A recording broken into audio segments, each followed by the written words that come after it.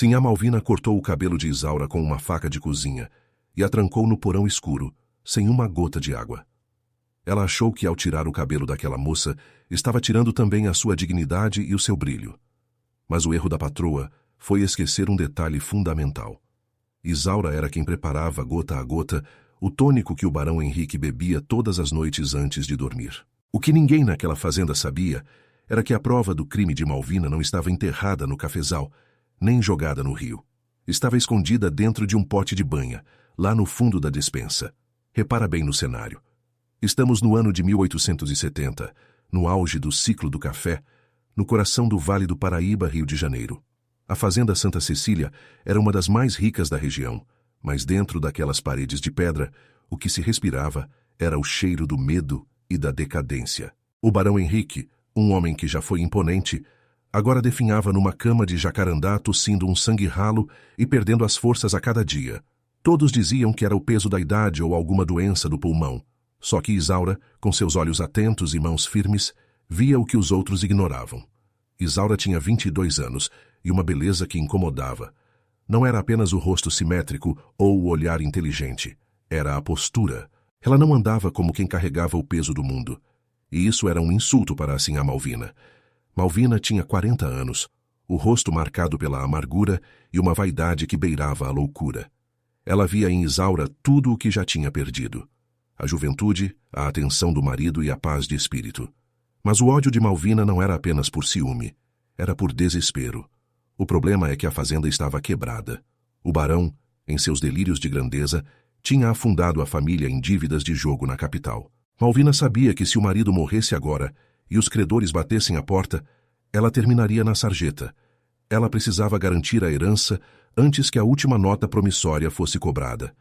E o plano dela era simples, frio e silencioso. Foi numa madrugada de neblina fechada que Isaura viu a cena que mudaria tudo. Ela tinha descido até a cozinha para buscar ervas para um chá, quando notou um vulto na sala de jantar. Era Malvina. A patroa segurava um frasco pequeno, de um vidro azul cobalto que brilhava sob a luz fraca da lamparina. Com as mãos trêmulas, Malvina pingava um líquido incolor dentro da garrafa de tônico que o barão tomava para fortalecer o sangue. Isaura ficou estátua nas sombras. Ela conhecia aquele cheiro metálico quase imperceptível. Não era remédio, era arsênico. O tônico da senhora tinha cheiro de morte, mas antes que Isaura pudesse recuar, o chão de madeira rangeu. Malvina virou-se bruscamente, o olhar vidrado de quem foi pega em flagrante. Naquela noite, nenhuma palavra foi dita, mas o pacto de silêncio foi selado com uma ameaça muda. No dia seguinte, a agressão começou. Malvina precisava de um pretexto para se livrar da única testemunha de sua traição. Ela subiu as escadas aos gritos, acusando Isaura de ter roubado seu broche de esmeraldas, uma joia de família que valia uma pequena fortuna. A encenação foi digna de um teatro. Malvina chorava, rasgava as próprias vestes e exigia que o feitor desse uma lição na escrava ladra. O que ninguém sabia era que o tal broche não tinha sido roubado. Malvina mesma tinha levado a joia para um penhorista na cidade 2 dias antes, para pagar uma dívida urgente de um agiota que ameaçava vir até a fazenda. Mas para a casa grande, a palavra da Sinhá era lei. Ela pegou a faca de carne sobre a mesa de jantar e avançou contra Isaura. Na frente de todos os criados, Malvina agarrou os cabelos longos e negros da moça e começou a cortá-los de forma grotesca, aos pedaços, deixando o chão coberto de fios e dignidade ferida. Sua beleza ofende a Sinhá. Ela sibilou no ouvido de Isaura, enquanto o sangue de um corte superficial no couro cabeludo escorria pelo pescoço da moça. Depois da humilhação, a ordem foi direta. Tranque essa infeliz no porão. Amanhã, ao amanhecer, ela será vendida para o carrasco que leva as peças defeituosas para as minas. Isaura foi jogada no porão escuro, um lugar onde o teto era baixo e o cheiro de umidade sufocava. O cadeado pesado estalou, selando o destino dela. Ou pelo menos era o que Malvina pensava. Mas Isaura não estava chorando. Ela estava pensando. Ela sabia que tinha poucas horas até o amanhecer, e sabia que o doutor Arnaldo, o médico da capital que vinha uma vez por mês, chegaria pela manhã para examinar o barão. Só que havia um detalhe. O tônico. Malvina tinha preparado uma dose cavalar para aquela noite. Ela queria que o barão morresse antes do médico chegar, para que o óbito fosse assinado como causas naturais, devido à debilidade que ele já apresentava. O plano da patroa era perfeito se não fosse por Tião. Tião era um moleque de recados de 15 anos, rápido como um raio e quase invisível nos corredores da casa. Ele era o único que Isaura protegia das surras do feitor, dividindo sua própria comida com ele. E Tião tinha visto tudo. Ele viu quando Isaura escondeu o frasco azul cobalto vazio dentro do pote de banha na despensa semanas atrás, quando ela começou a desconfiar das doses. Enquanto Isaura estava trancada, o silêncio na casa grande começou a ficar pesado demais. No quarto principal, o barão Henrique começou a ter espasmos. A respiração dele era um chiado horrível que ecoava pelos corredores de pedra. Malvina estava sentada ao lado da cama, segurando a mão do marido com uma falsa ternura, mas seus olhos estavam fixos no relógio de parede. Cada tic-tac era um passo a mais em direção à riqueza e um passo a menos para o perigo. No porão, Isaura tateava as paredes frias. Ela conhecia cada pedra daquela construção. Havia uma pedra solta perto da base, resultado de anos de infiltração. Com os dedos sangrando pelo esforço, ela começou a cavar a terra batida e a forçar a pedra. A liberdade não era o objetivo final. A prova era. Ela precisava chegar à cozinha.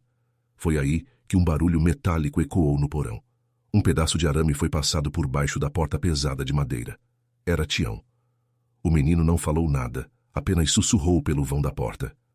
O doutor Arnaldo já está na estrada velha, mas o patrão não aguenta até o café, Isaura. A sinhá deu o veneno de novo. Isaura sentiu o estômago revirar. Se o barão morresse agora, Malvina destruiria todas as provas, e ela seria vendida ou morta antes que pudesse abrir a boca. Ela usou o arame com a habilidade de quem passou a vida observando os mecanismos daquela casa. O cadeado era velho, e a ferrugem ajudou. Com um estalo seco, a porta cedeu alguns centímetros. Ela saiu para o corredor escuro, movendo-se como uma sombra. O primeiro destino não foi a saída da fazenda, mas a despensa. Ela entrou no cômodo que cheirava a café torrado e carne seca. Foi direto ao pote de banha. Enfiou a mão até o fundo, sentindo a gordura fria e viscosa, até que seus dedos tocaram o vidro frio. O frasco azul cobalto estava lá, mas não estava vazio. Isaura tinha guardado os resíduos das últimas doses, um pó branco acumulado que era a sentença de morte de Malvina. Mas o risco era imenso. O feitor, um homem brutal chamado Silvério, circulava pelo pátio com uma lamparina e um chicote de couro. Se ela fosse pega fora do porão, não haveria julgamento. Silvério a mataria ali mesmo, a mando da sinhá. Isaura ouviu os passos dele se aproximando da cozinha. Ela se encolheu atrás de um saco de grãos, prendendo a respiração. A luz da lamparina passou pela fresta da porta. Silvério resmungou algo sobre o silêncio estranho daquela noite. Ele se aproximou da porta da despensa, a mão já alcançando a maçaneta. Isaura apertou o frasco azul contra o peito, o coração batendo tão forte que ela achou que o feitor pudesse ouvir. Foi nesse momento que um grito agudo rasgou o silêncio da casa grande. Vinha do andar de cima. Era o grito de Malvina, mas não era de dor. Era um grito de alarme. O barão tinha entrado em colapso.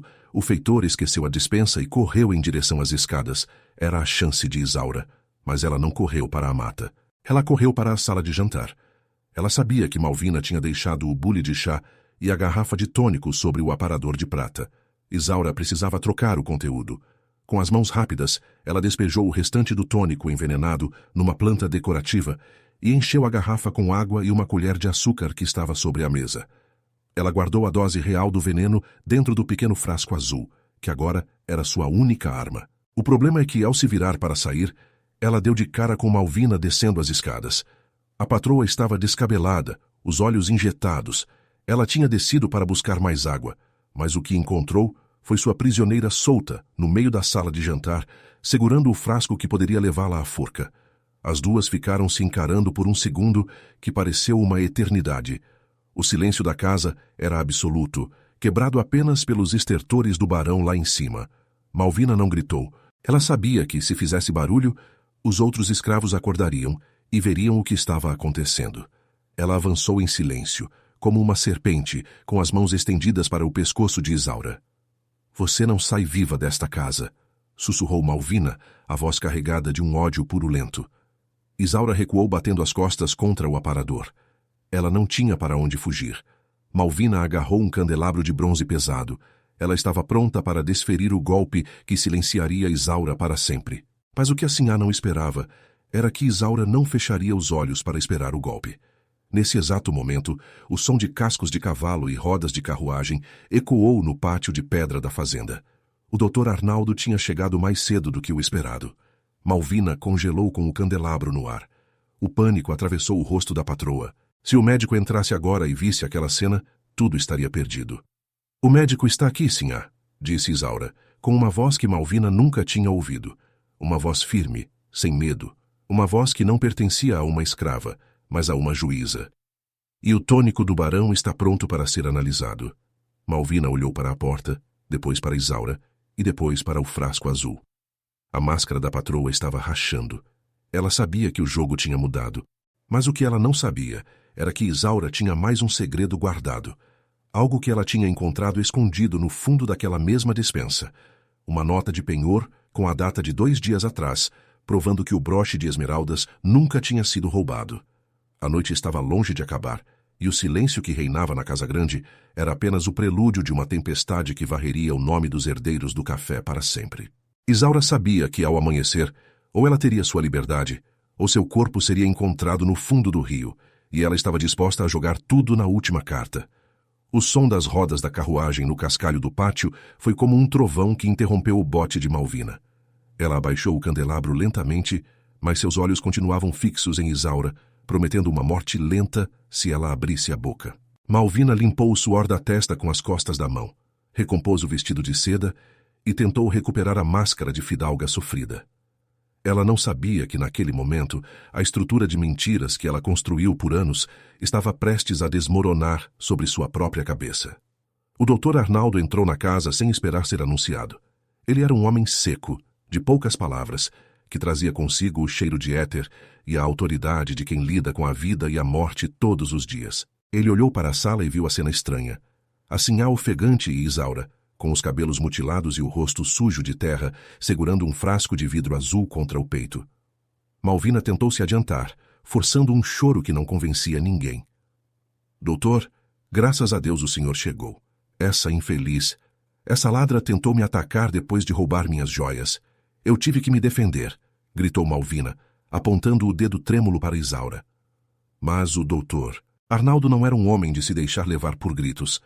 Ele reparou no corte de cabelo grosseiro de Isaura e no sangue seco no pescoço da moça. Ele reparou também que a moça não tremia. Ela estava parada, firme, como uma estátua de justiça no meio daquela sala luxuosa. Isaura não esperou a permissão de ninguém. Ela deu um passo à frente e colocou o frasco azul sobre a mesa de jacarandá, bem debaixo da luz da lamparina. O estalo do vidro batendo na madeira ecoou como um tiro. Ao lado do frasco, ela estendeu um pedaço de papel amassado e sujo de banha. Malvina empalideceu tanto que parecia que o próprio sangue tinha fugido de suas veias. "O que é isso, Isaura?" perguntou o médico, ignorando os protestos de Malvina, que tentava puxar o papel da mesa. O médico foi mais rápido. Ele pegou o documento e aproximou da luz. Era uma nota de penhor da Casa de Valores da capital. O nome no documento era claro: Malvina de Albuquerque. O objeto penhorado: um broche de esmeraldas 18 quilates. A data era de apenas 2 dias atrás. O silêncio que se seguiu foi cortante. O Dr. Arnaldo olhou para Malvina, que agora se apoiava no encosto de uma cadeira para não cair. A acusação de roubo contra Isaura era uma mentira lavrada em papel oficial. Mas o médico ainda não tinha visto o pior. Ele pegou o frasco azul cobalto e abriu a rolha. Um cheiro metálico, acre e inconfundível subiu às suas narinas. Ele era um homem da ciência. Ele conhecia aquele rastro. "Isso aqui é arsênico, Malvina, e em uma quantidade que mataria um cavalo", disse o Dr. Arnaldo, a voz baixa e carregada de um desprezo profundo. Ele olhou para a escadaria. "Onde está o barão Henrique?" Malvina tentou impedir a passagem dele, mas o médico a afastou com um braço firme. Ele subiu as escadas acompanhado por Isaura, que carregava a lamparina. No quarto, o cenário era de horror. O barão estava roxo, os olhos revirados, lutando por um ar que seus pulmões não conseguiam mais processar. O tônico que Malvina preparou para aquela noite estava sobre a mesa de cabeceira. O médico pegou a garrafa, cheirou e depois olhou para o frasco azul que Isaura trazia. A prova era absoluta. "Ele está sendo envenenado há semanas", diagnosticou o doutor enquanto abria sua maleta para buscar um antídoto de emergência. Cada dose desse remédio era um passo para a cova. E quem preparava isso, Malvina? Lá embaixo, Malvina ouvia tudo. Ela sabia que Silvério, o feitor, não poderia ajudá-la contra o médico e contra a lei que o Dr. Arnaldo representava. Desesperada, ela correu para o escritório do marido, tentando encontrar o dinheiro que ainda restava no cofre para fugir. Mas quando ela abriu a porta, deu de cara com Tião e outros 3 escravos da casa. Eles não estavam armados com facas, mas com algo muito mais poderoso: a verdade. Eles tinham visto cada movimento dela nas madrugadas, cada gota de veneno despejada na garrafa. Naquela noite, a Casa Grande não era mais um refúgio para os senhores. Era uma prisão para a criminosa. O Dr. Arnaldo conseguiu estabilizar o barão Henrique. Foi um milagre da medicina e da rapidez de Isaura, que tinha trocado o conteúdo da garrafa por água com açúcar minutos antes do médico chegar. Se o barão tivesse bebido a última dose preparada por Malvina, ele estaria morto antes do amanhecer. Quando o sol começou a despontar no horizonte do Vale do Paraíba, pintando o céu de um laranja sangrento, o destino da fazenda Santa Cecília tinha mudado para sempre. O barão Henrique, ainda fraco, mas com a mente lúcida pela primeira vez em meses, ouviu o relato completo do Dr. Arnaldo. Ele viu o recibo do penhor, viu o veneno e olhou para Isaura. Ele viu nela a vida que sua própria esposa tentou lhe tirar. A polícia da cidade chegou por volta das 8 da manhã, chamada por Tião, que tinha cavalgado a noite inteira. Malvina foi retirada da casa sob custódia. Ela não saiu com a dignidade de uma sinhá. Saiu gritando, xingando Isaura e amaldiçoando cada pedra daquela fazenda. O povo da senzala assistiu a tudo em um silêncio absoluto. Não era o silêncio do medo, mas o silêncio da vitória. Eles viram a mulher que os açoitava ser levada como uma criminosa comum. O barão Henrique nunca se recuperou totalmente. O arsênico deixou marcas permanentes em seu sistema, mas ele viveu o suficiente para fazer o que era certo. No dia seguinte à prisão de Malvina, ele mandou chamar o tabelião da cidade. A primeira coisa que ele assinou não foi um testamento, mas as cartas de alforria de Isaura e de Tião. Ele tentou oferecer dinheiro a Isaura, pediu que ela ficasse para cuidar da casa, mas ela recusou com a mesma firmeza com que enfrentou a faca de Malvina. A beleza que ofendia a sinhá agora vai conhecer o mundo, disse Isaura, enquanto arrumava suas poucas coisas. Ela não levou as esmeraldas, nem o ouro daquela casa amaldiçoada. Levou apenas sua liberdade e o conhecimento das ervas que curam. Tião foi com ela, e juntos eles deixaram a fazenda Santa Cecília para trás, seguindo o caminho da estrada velha que levava para longe do café e da dor. Malvina morreu anos depois, em uma cela úmida na capital, esquecida por todos e consumida pela mesma amargura que tentou usar para destruir os outros.